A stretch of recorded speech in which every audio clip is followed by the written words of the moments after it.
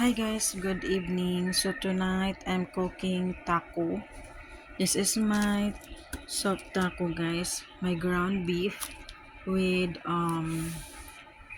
sweet glazed soy, carrots cooked with a little bit of oil, salt and pepper, my cilantro and my secara sauce, and then my pickles cucumber.